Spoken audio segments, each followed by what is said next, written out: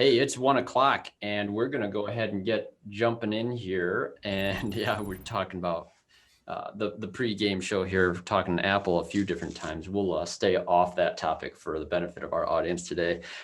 Now, welcome everyone. As more people continue to join, please take a look at the bottom of your screen. You do have a chat and a question and answer box here. We definitely want to hear your feedback. There's going to be some topics that come up where texting presuppositions are going to be on the discussion board. And we want to hear some of the challenges that you faced. We want to acknowledge those challenges. We want to probe those a little bit further, get to the root cause and find some answers and solutions that we can all agree are going to be a best practice strategy.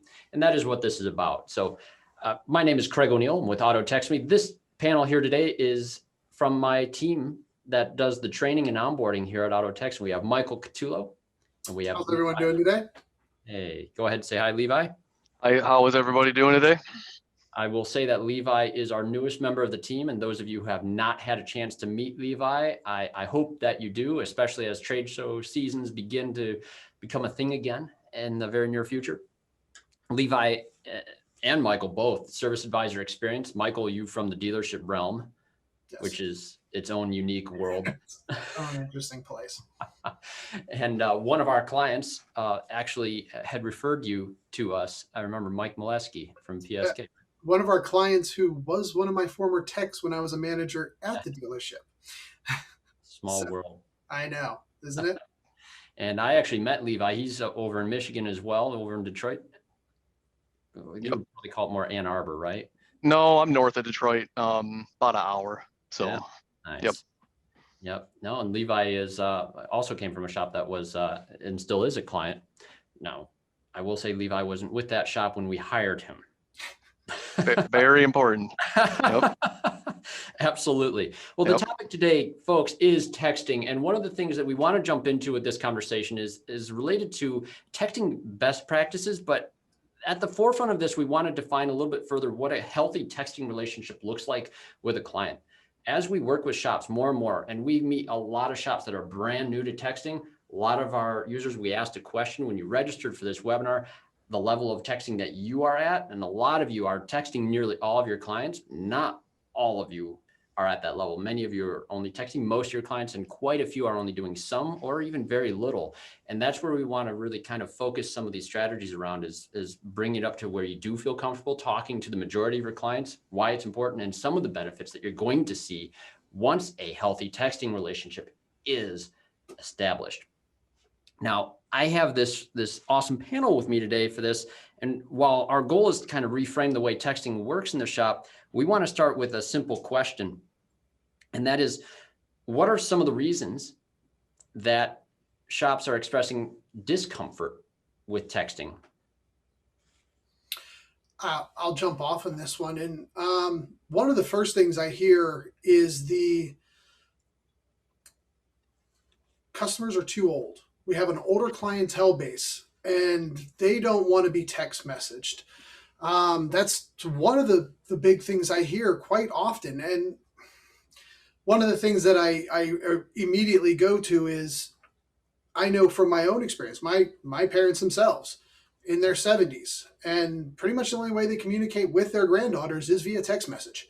And you're going to find that pretty common, that actually most grandparents are really capable at sending text messages to and from people because that's how they communicate with their kids and their grandkids. So it's not something that a lot of people are that afraid of anymore. And that's one of the reasons that I do find people are afraid to start text messaging their clients is they don't feel they're going to be able to handle a text conversation. Interesting. Yeah, and as you start texting them and you find out how easy it is for them, it's very surprising, especially in the shop environment when they sit there and they'll text back and forth, or if you send them a DVI while they're waiting there, it's very apparent that they are using the technology. So until somebody tells you not to, why not establish that form of communication with them? Yeah. Absolutely. Yeah, one misconception I've noticed too is that a lot of people believe that a smartphone is actually a requirement for texting. And many of us who grew up with cell phones obviously know, as this technology came into being, it was not a smartphone function. It was a basic feature phone function. You might have had to we were using T9 Predict, if I remember correctly. If you were able to master T9 Predict. Man. Some people are looking at their screen right now going, what is T9 Predict? Right. Another big thing I do find is people don't feel it's as personal as the phone call aspect. They still want to talk to their customer. They want to have that verbal conversation with the customer.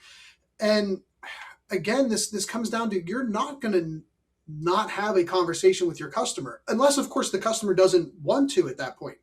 Some customers are going to find that, oh, I can text. They probably won't ever really want to have a conversation again with you, because they will text everything. Especially you're going to find that in the younger generation. They don't make phone calls. My daughters do not make phone calls at all. It's all text or communication.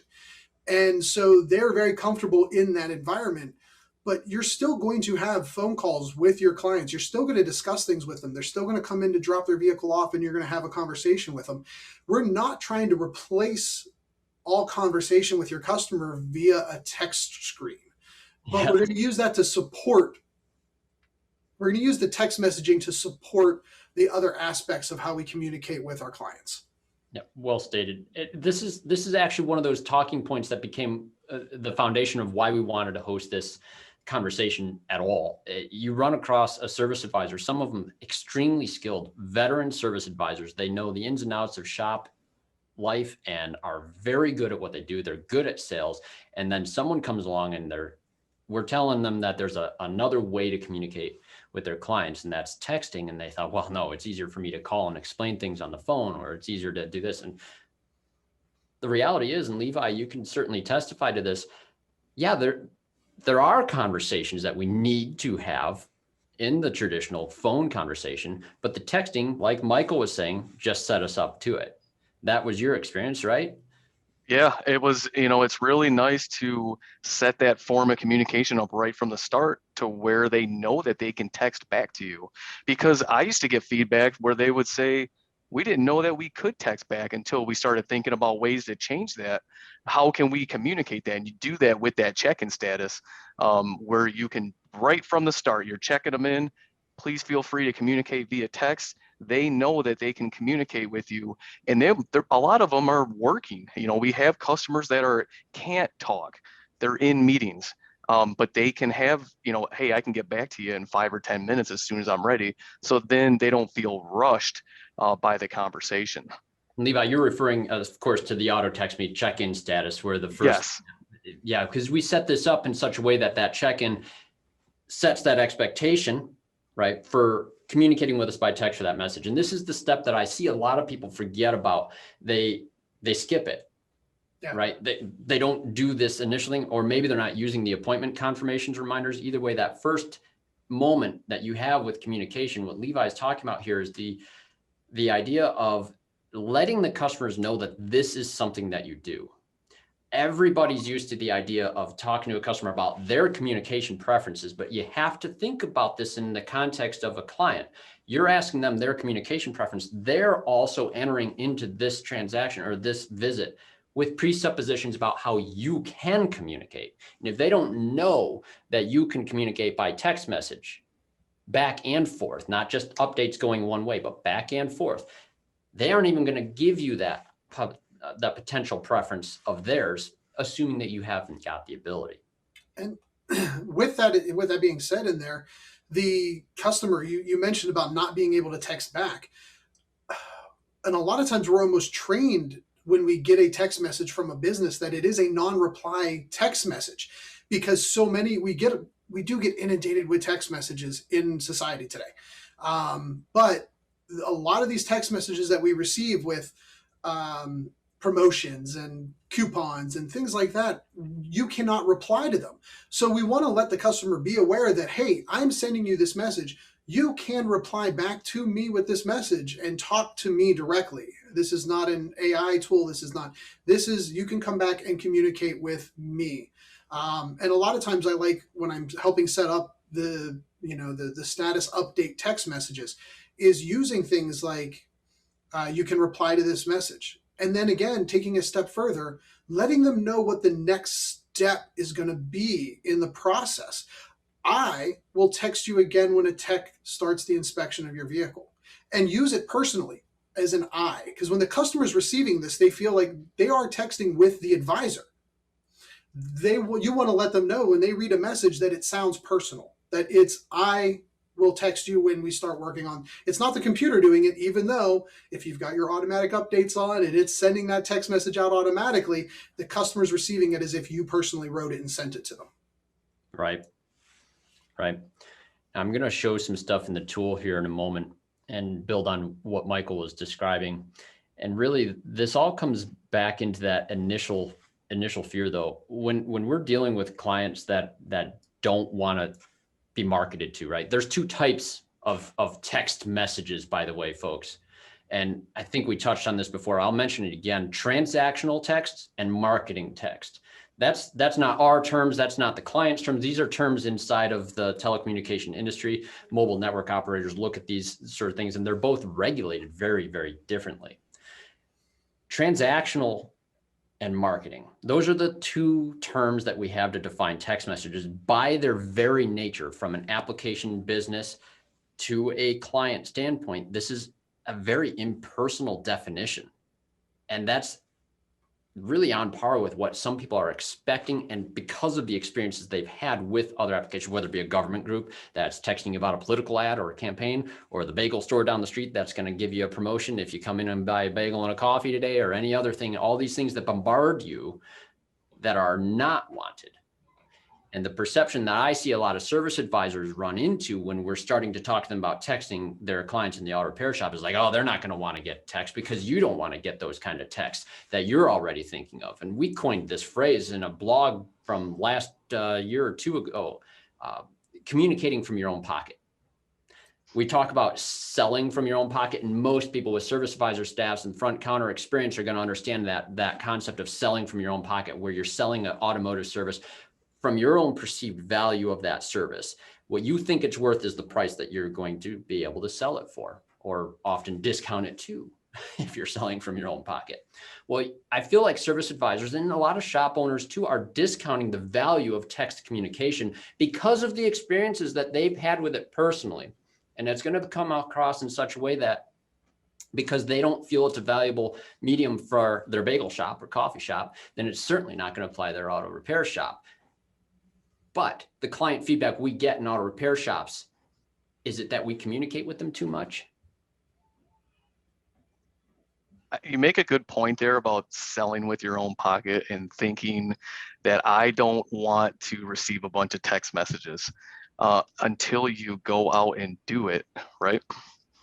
It's taking you out of that frame. You don't know that those customers don't want that because they didn't express that to you. So I don't really know.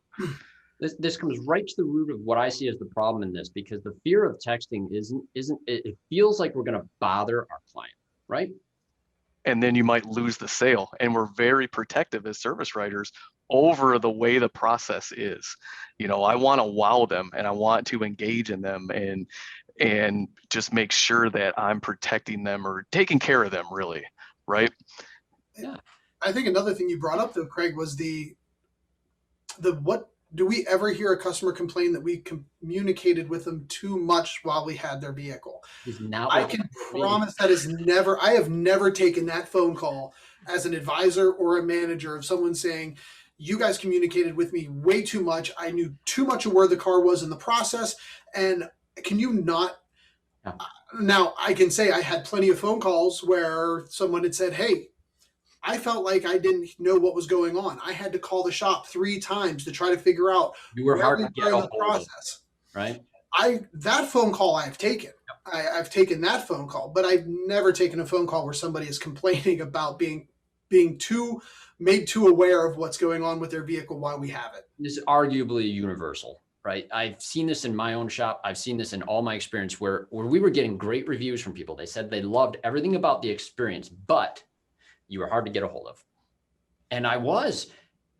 Text messages, what are we trying to solve for? And this is, we're trying to make ourselves easier to get a hold of while also trying to make the phone ring less. And it was frustrating. It actually kind of hurt my feelings a little bit as a service advisor. They were saying that I was hard to get a hold of because somebody had a hold of me all day long. And that was that was me giving my energy and effort into this. And it feels a little like, my efforts aren't going far enough. And unfortunately, in conventional communication, they can't. So let's take a look on our dashboard a moment here, because I want to reinforce a couple of those things that we have already discussed. We mentioned that check-in status, and I'm going to zoom in a little bit for you. And most of you that are watching right now have probably seen this dashboard. For those of you who haven't, this is a workflow screen. We're not going to be focused on workflow in this particular conversation, except in the context of texting. And you'll see a couple of things on our board. Obviously, conversational, these are two-way. We want to get that feedback with the client. Just to go back a little bit like what Michael and Levi were saying, this is one of those pieces where it's very important to make sure that they know this is possible, that they can send us something and we're going to see it on the screen. How are you guys communicating that? Michael and Levi, feel free to chime in on this. How are you communicating to the clients? We do it in the check-in message. That's great. But what are you saying as you're introducing a client to this technology for the first time? One of the things I'm saying is, through the course of your visit while we have your vehicle, and this is going to be in the conversation part when the customer is dropping off, let's say, I'm going to send you a few text messages through the course of the process to keep you up to date on what's happening. And I am going to be sending you one text message that has a link that I'm going to need you to read that link and then get a hold of me as soon as you read it. And what I'm doing at this point is I'm letting the customer know they're going to get these text messages, because again, one of the things people feel is that they're bothering their customers with text messages. No. I can tell you, since we started this conversation, I've received 5 text messages. Have they bothered me in any way? No, they haven't. I can glance at them. And if it's the shop going, hey, your vehicle's been checked in, or hey, we've started the inspection on your car, I can glance at it, put my phone down, and I'm going right about my day, knowing that I got that information, that I received that, oh, something's happened. But by setting that expectation, they know to look for it. They know what actions you want from them, especially when it comes to the DVI. When you receive it, I need you to open that link, and I want you to be able to review the information and contact me so we can discuss it. Yes, and we talk a lot about inspections, and actually, Michael, that's one of the key things that we did want to make sure we mention on here. When we talked about this before, and Levi, you've had this experience too, a lot of times we run into shops that are not sending any text messages before they actually do the inspection. The very first message, literally the number one message that you see the client of some stores receiving, is an inspection with a link in it. Yeah, so then they're not going to view it because they don't know where it's coming from. Or, you might get them to view it, but we get all these we get all these links now on our phones, and I don't really want to click on a link from some random spot. So by setting that up and letting them know, they're better off to open that inspection. So then all the work that you put in will pay off. Right. And we track this in Auto Text Me, right? We look at these sort of things we know when a text message was a DVI link. We also know if it was actually viewed or not. This is in the DVI report. This is one of those key things. And what I'll run into, and this is of course a fictional environment, but you'll see situations where a shop does send a text message, but you see that it is not viewed. Although this is a demonstration, that is a real problem. And since we're basically doing surprise DVIs in this situation, maybe the shop didn't even tell the customer that they're going to receive that DVI. This would be what we consider a don't in this best practice scenario. Don't let the first message that you send a customer be something with a link to click on. Yeah. Especially since it's an unfamiliar number in the first instance that it's sent. Most people aren't saving numbers into their phones anymore. They're saying, and I'm not going to say it out loud because my phone will hear me, but okay, call such and such business. And even though it's got I'm sorry to cut you off, but even though it has your business signature in there, and it'll say from L&L Auto underneath of it, they'll stop right at the link. I've seen it happen before where I didn't know where that was from, and they stop reading the message almost instantaneously if that's the first one. I've seen so many times where even the signature of the message isn't actually read in such a way that they don't know who it's from. All of a sudden they ignore or delete that text message, right, even though they were standing at the counter potentially moments ago, and that was the same name of the business. It has happened. So what I'm getting at with this, what we're trying to reinforce is that service advisors have a responsibility to train the customers for this new mode of communication. Until that customer's been through the process with you at least once or twice, it is not solidified in their mind yet as an expectation or as a normative standard of communication for the course of the visit. Yeah, but we need to set that up, and the way I like to train it is you need to set it up from the first contact, explaining what it is, but through those status updates, the check-in, the inspecting, by giving the customer the next step in the process. We've checked in your vehicle. I will text you again when a text goes for inspection. To receive another message. When they get the inspection and they get the text message, the next message you'll receive will be your inspection report. Right, because we're also having that, we're combating that presupposition beforehand where clients are a little bit afraid to allow you to text with them, right? Because they're afraid of the bagel promotion or whatever thing you might be doing. Reassuring them that this is how it's going to go, letting know why it's important, because this is what's going to give you the information on where you're at in the visit, and it's going to let you know when we're ready to have the next conversation. Exactly. And it goes to another point I want to make. Sure. Is the ability to get the inspection read quickly and contacted back to the shop to authorize work. One of the main things I feel we want to do with the text messaging, outside of being transparent and keeping the customer up to date on what we're doing, our ultimate goal is to fix vehicles in the most efficient way possible so that we can make our customers happy by getting repairs done quickly, but also get more cars through the shop. Because one of the things that's going to really hinder a shop's ability to get cars through a shop is a bay being dead because we're waiting for an authorization for work to come in. The quicker we get authorizations back, the quicker we can get the job done and that bay freed up for another vehicle. So if we're setting the customer up and letting them know, here's what's happening now, here's what's going to happen next, here's what's happening now. Now the customer's getting the DVI and going, I was expecting this message. Let me open it up, read it, and call them. Because that's what I was told to do, and they've kept up with every step of the process. That's another thing. If you set expectations, make sure you meet those expectations. Absolutely. And you're going through each step, and now the customer is engaged, and they're going, I am now waiting for my inspection report because they told me that's coming next. Now they're looking for it, and they see it, and they go, oh, there it is. Let me open this up, read the report, and I'm going to call. You're going to notice the amount of people who open your inspection and how quickly they're responding to you if you're setting them up with the right expectations and meeting those expectations up to that point of the DVI. Right. And then they're better off to understand the information when you have that conversation for the sale, right? Yeah. It gives them that time to settle in, because there's a lot to process on it sometimes, because they might not be expecting, I know I brought it in for brakes, but they didn't realize that their front end was falling apart. So to see all those items, it might take them a few minutes, but they're going to be better off ready to call you when that information processes in them. Not just a surprise inspection, boom. Now I'm going to do what with it, right? So then they don't make a decision just because you said, all right, well, you need a whole bunch of work. They can think about it better to help them make that decision. This obviously falls right in with the expectations we're setting for a general visit, not just in our communication settings, because when you're doing those DVIs, of course, you're going to have to let them know you're doing an inspection in order for them to be effective. When we're talking about these updates that they're getting to improve bay efficiency very specifically, I want to say Eric Ziegler, a technical trainer and friend of mine, I first heard about Auto Text Me when Eric Ziegler was talking about it among a group of friends back at Apex. I think it was around 2016 or 2017, one of those years before scary things in the world. Right?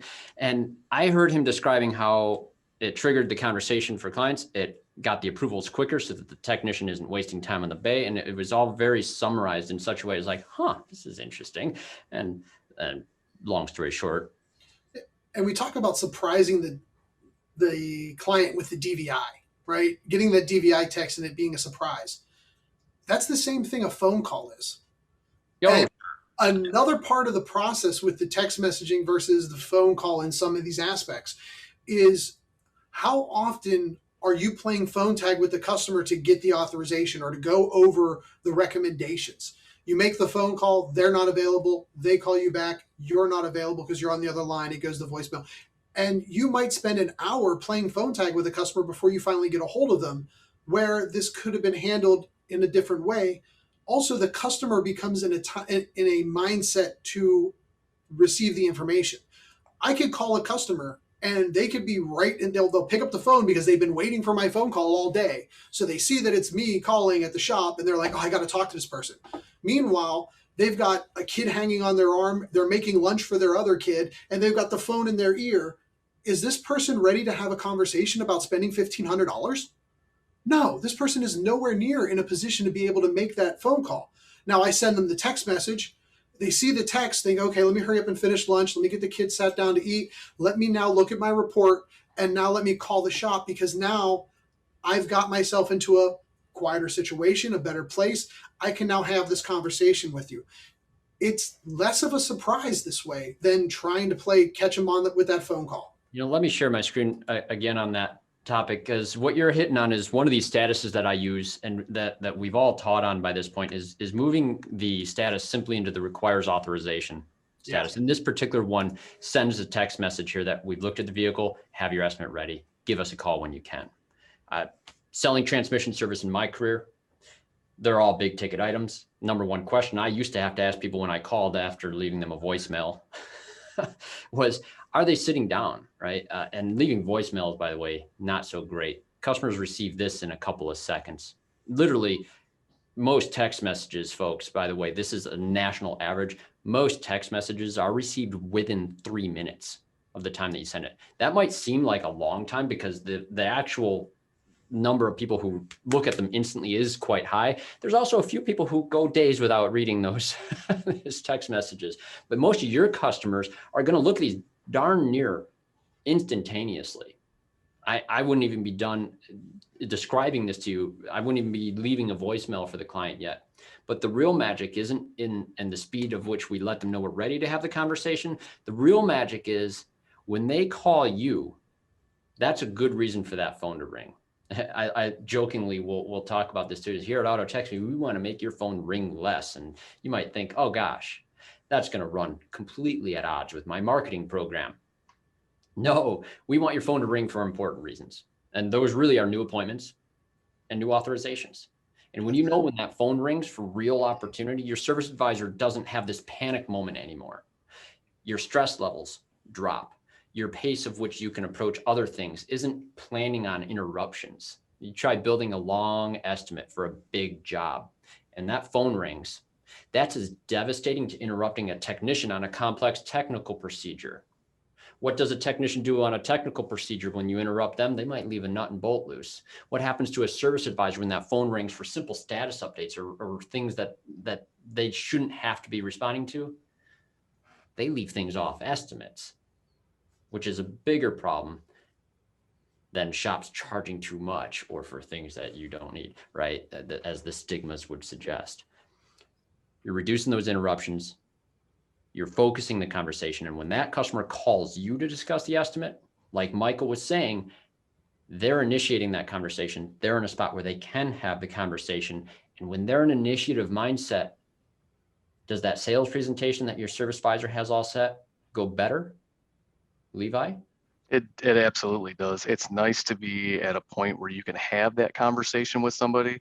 They can sense in your voice when you feel when you're rushed, and they can. I've been called out on it many a times. They are very perceptive to tonality, and what you sound like you're in a bad mood, or it's well, yeah, it's because I've been on the phone just dodging stuff all day long, and if I can plan my day instead of putting fires out all day long, I had a good day. And did you ever have a customer call you and say this? I'm sorry to bother you. Oh yeah, all the time. Is that a good thing or a bad thing? It's a bad thing in my opinion, because they never bother me. I want to talk to them. I just don't want to tell them, 7 times a day where we're at. Totally. Yeah. Because things change and they don't realize what happens. That technician, he might have 4 cars that he has to work on that day because somebody called in. There's sometimes I don't want to tell them that stuff we're working on it, right? Keep them clear. We're working on it. We'll call you as soon as it's ready. They don't need to know that AutoZone dropped the ball on some parts or whatever the scenario is, They right? don't need to hear that you're bothered, rushed, or stressed either. That's not a great thing, because if they have that perception in their mind where they're apologizing to you when they call you, does that mean that they are eager to call you, or that was a painful thing for them to interact with? Yeah, painful. Ooh, yeah, that's not painful about their baby, right? Because you're working on their baby. Mhm. Another thing that actually just kind of came up is the lightning of the DVI and being able to send the DVI. And the other complaint that I hear is, well, we have a lot of waiters. Now, granted, I haven't been hearing that as often as I used to, because there's still a lot of places that aren't allowing waiters in, but that is starting to free back up, and we are going to start seeing your waiters in the shop again. And people saying, well, we have a lot of waiters, so we don't text the waiters their updates. What? Why wouldn't you text them their updates? When I'm in the waiting room and a family member is having surgery, I'm sitting there and I'm looking at a board that's showing me the status update, where my family is in the process, so that I can be updated. And those boards are spread throughout the hospital, so if I go get a cup of coffee, I can still see the status board. We're doing that with the customer's phone. That customer steps outside of the shop to get, outside in the parking lot to get some fresh air. They take a quick walk down the street to a convenience store. They can still get the information that they need of what's going on with their vehicle. But by sending them that DVI inspection, even though they're waiting, you can now discuss it with them while they're looking at it on their phone. Also, when that customer gives you you just explained all of that for 10 minutes to me, thank you so much. Do you mind calling my son and explaining that to him as well? Do you mind calling my uncle and explaining it to him too? And now you're back on the phone and you're having the same conversation again with somebody else. Texting them the DVI is a link that they can share with other people. So when they ask, hey, can you discuss this with my uncle? Sure, you know what? Go ahead and forward that message to him and then have him give me a call at this number, or I will call him after he looks at it. And now when that uncle looks at the report and goes, okay, I see what's going on there, thanks. It's a much quicker conversation you're having with that person. And it happens all the time when you're talking to the person waiting and they want you to explain it to somebody who's not there. Yeah.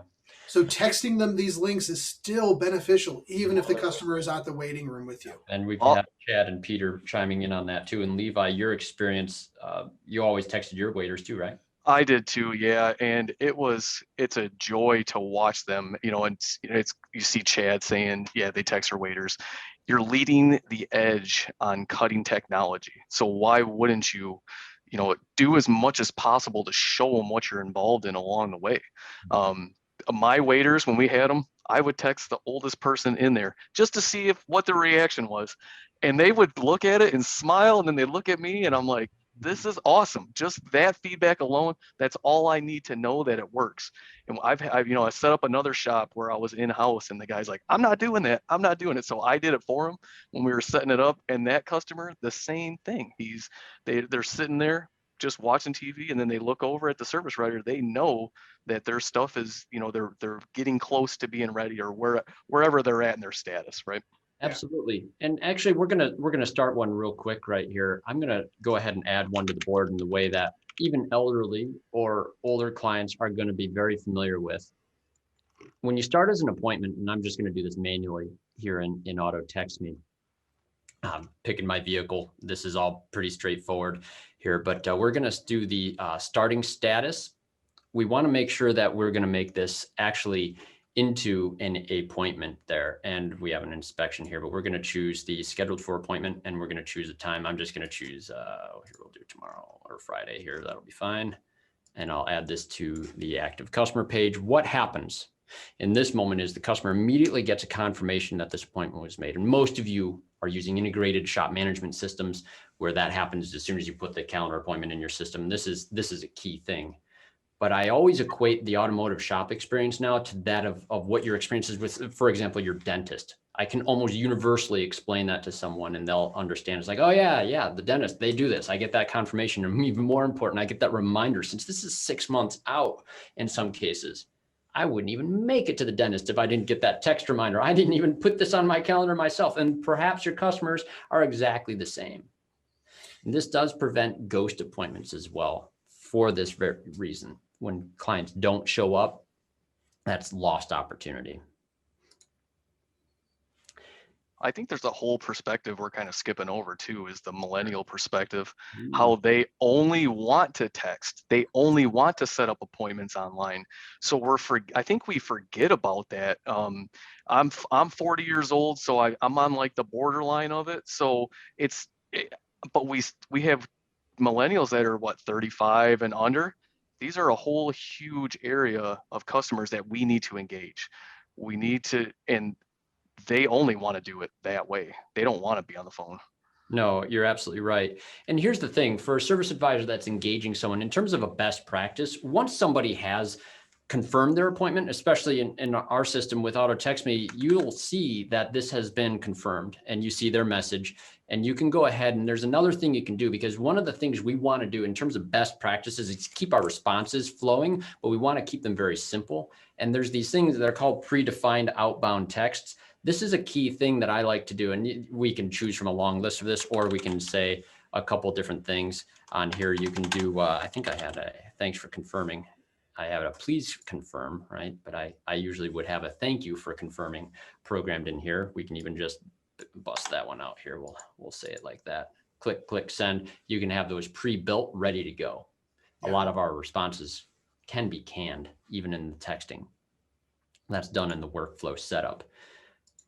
Now, we talked a little bit about the reasons and overcoming some of the fears and presuppositions here. I want to get a little more technical for a moment. We're going to talk two things: the greeting and the signature that is in each message, and how that corresponds to actual characters in each message. The limit on one message is typically 180 characters. We allow you to go more than that because concatenation is possible with these messages. You can put them into multiple segments. Segments are the term that you're going to see on the carrier side, and multiple segments can actually affect deliverability. One of the things we do want to make sure we account for in your messages is that you greet the customer. That is setting in Auto Text Me, and then you have your signature with your shop's phone number that they can call. Factor in these amounts of characters, which are pretty close to accurate depending on people's names. And of course, your signature is an exact number on that. Build that into your messages and try to keep your messages very concise. The more you put into a message, the less likely the customer is going to get all of that information. I have seen some people try to cram every piece of expectation into that first message. Customers are going to get virtually none of that. Think in bullets, clips, and phrases as you structure these messages. And think about that signature that you have within the tool itself. If we go into company setup and you have a signature here that says thanks and your company name, which is by default how a lot of them are done, maybe we don't want to have another thank you built into the main meat of the message. So you're saying thank you and thanks so repeatedly, you're wasting characters with at least a friendly sentiment. But we don't want to get that too muddied up.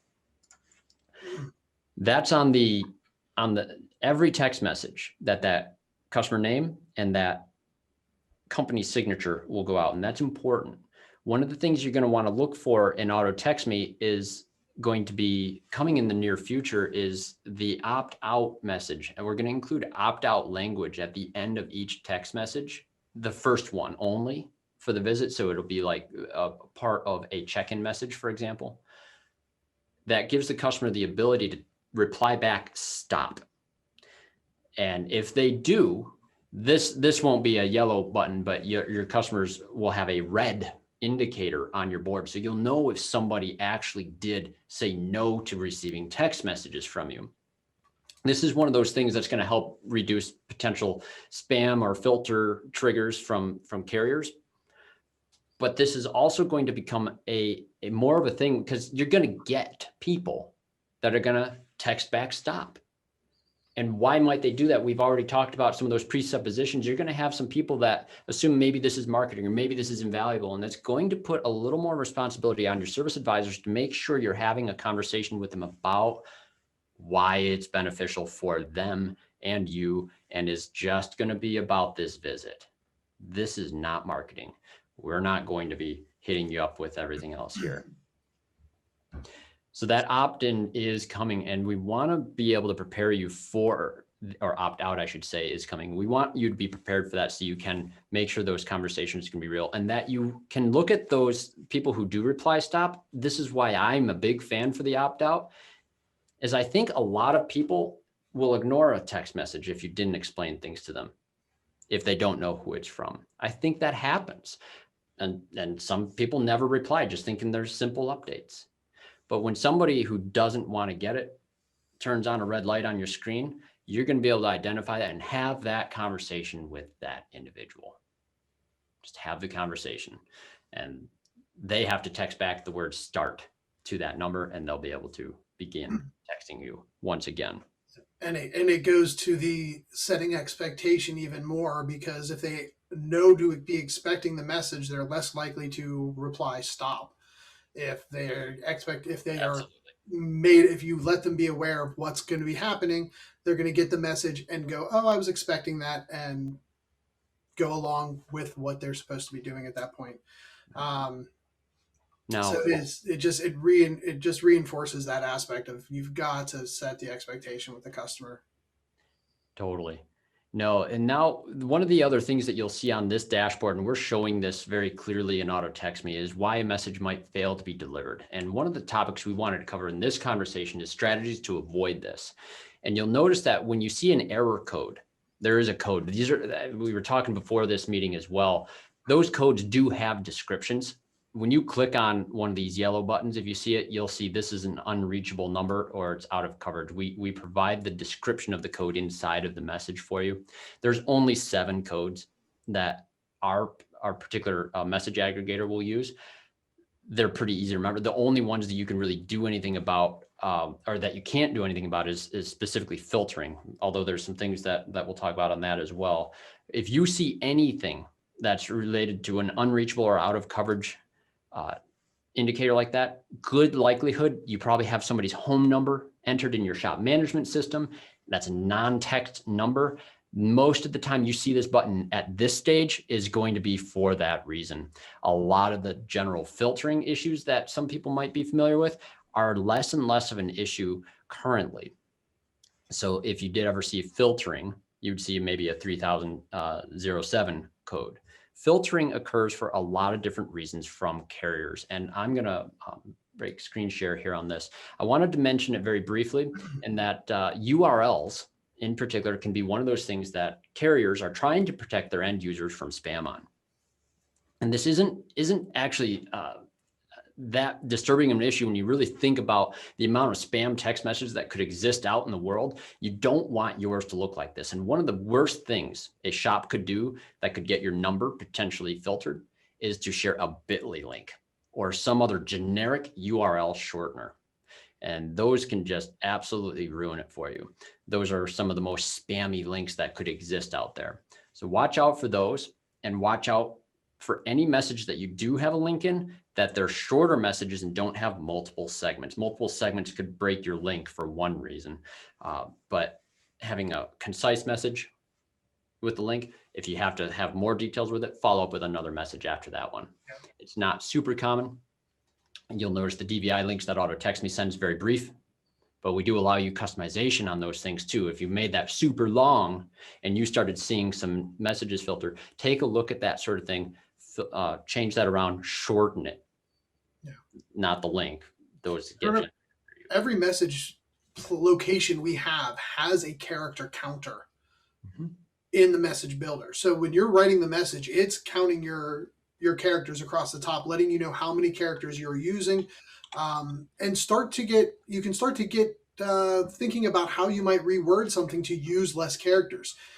You can go in, even today, I went into a message that was 167 characters, which put me just over that little 2-segment mark. And I'm going, how can I reword this back down to 150? And then you just kind of tweak a couple of words, and now it's a 150 character message. And now I feel more comfortable with this being sent out because it's going to keep it under the 2-segment piece.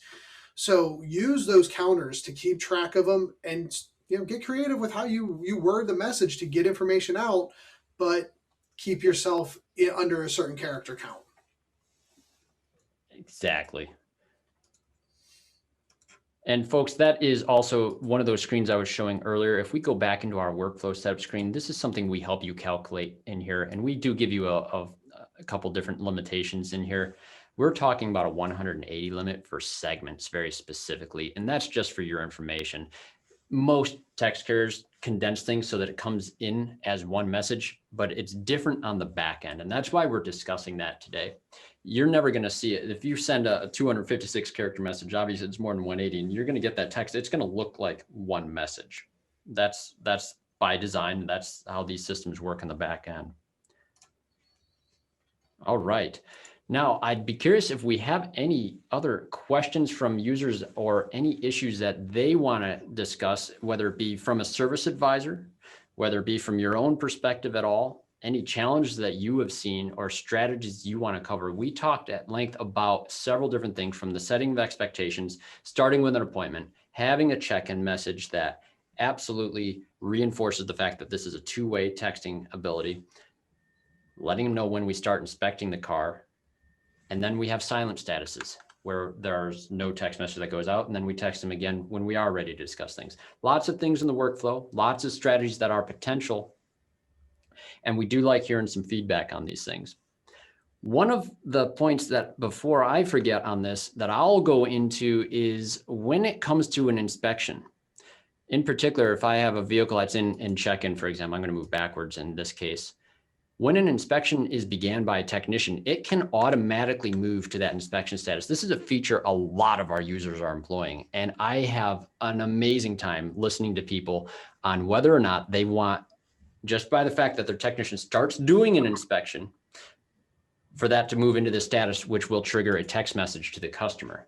And they think, oh no, wait a minute. What happens if my client dropped that car off 4 hours ago and we just started inspecting it? Scary, right? Yeah. Oh no. My question back to that is usually one of the same every time. I'll ask them, well, what were you going to tell them when they found out that was the case anyways? They've probably already called at that point. Or drove by. No, It's transparency, right? It's still full letting them know. transparency. But you should have, a lot of times you're setting that expectation though prior to when a customer's dropped off, and you're setting the expectation ahead of time as to when the vehicle will be done. So there is some expectation that it might not be worked on right away if you're setting that up properly at the beginning, but you still want to let them know when that moment happens, because I need them to be ready for the next step.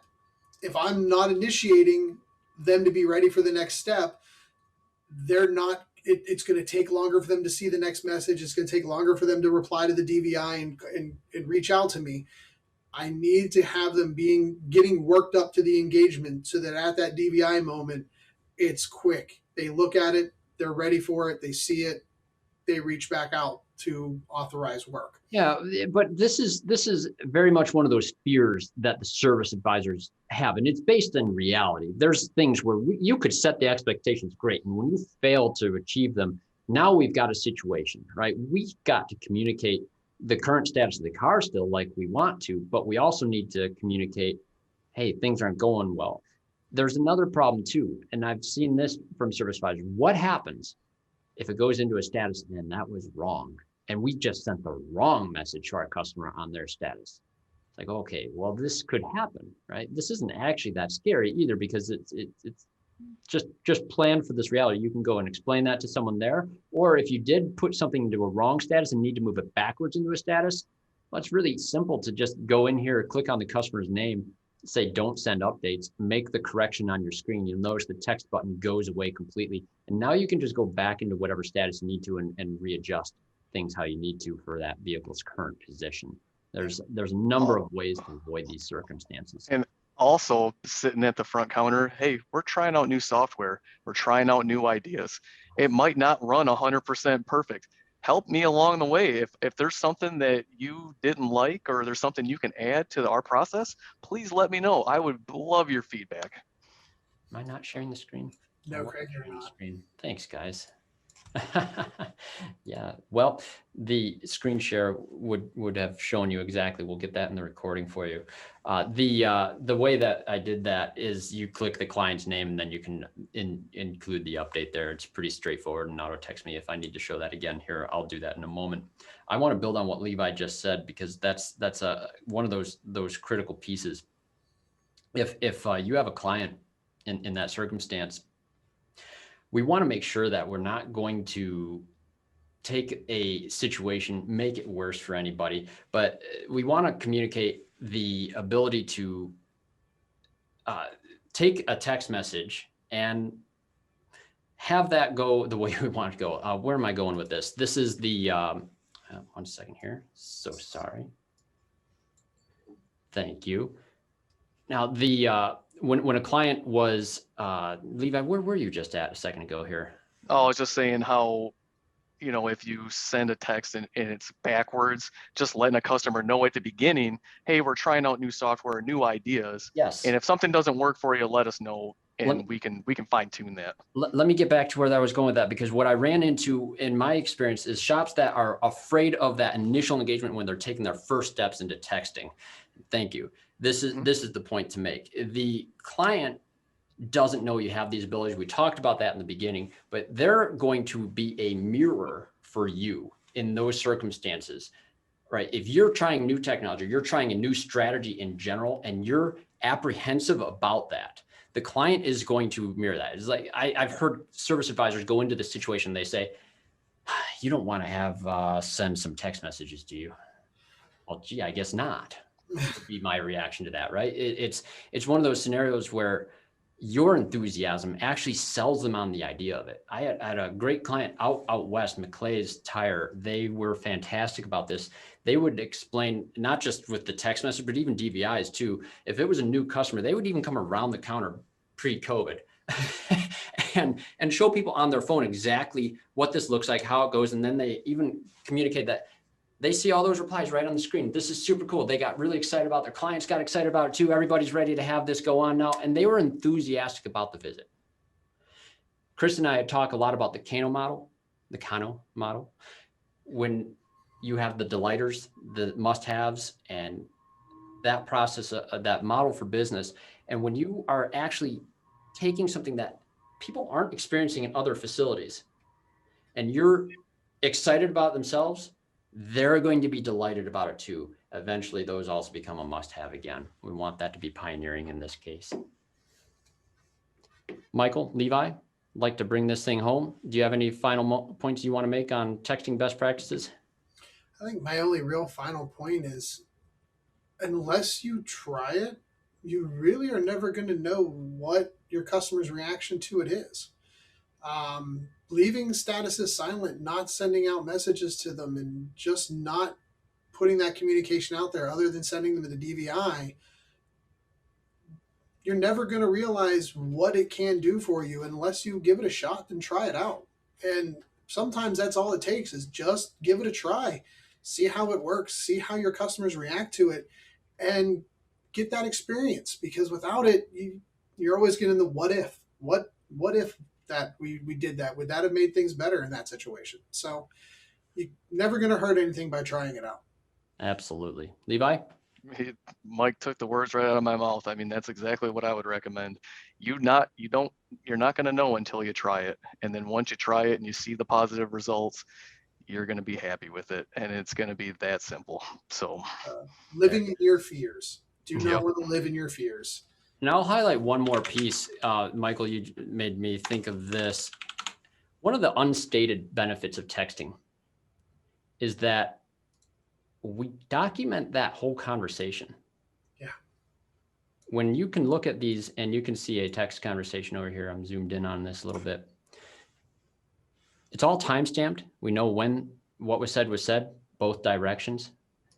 If you do have a situation where you're trying to explain things to individuals that are complicated, like repairs, this is going to show up in there, and it's going to be a little bit of a saving grace for you on this. One of our parts sales reps that I was talking to recently was at a dealer, and they know our system very well, and they had to go in for a recall, and they asked to be texted when the estimate is ready, because they want to do some customer pay work to be nice. Didn't get anything. Finally, like a day later, she called the place and said, oh yeah, your car's all set. No updates at all. Disappointing. Not fun. Poor visits. You guys can blow them away. Real quick, since I wasn't sharing my screen earlier, I'm going to do a quick recap on what I did to disable texting for a customer. You click on the name, you say no, you hit save. And now you can move that anywhere you need to correct any status issues. If you had to move it into servicing quietly, for example, instead of sending a customer the text that we're in servicing, you can withhold that. You can also click the name and say yes again. And now moving forward, next time you move the status, it will be back on track for proper updates. So hopefully that came through for you okay. And we will definitely make sure we get a video of this for anyone that wants to have this conversation with service advisors. We know there's some out there are a little scared of texting. I hope you're a little less scared about texting, and we hope you feel comfortable reaching out to us as well with any questions regarding best practices. All right. Michael, Levi. Guys, it's been great. It has been great. And, good topic. Thank you. Get together again with everybody again. Absolutely. Thanks, everyone. Have a wonderful day. Bye, everybody. Bye-bye.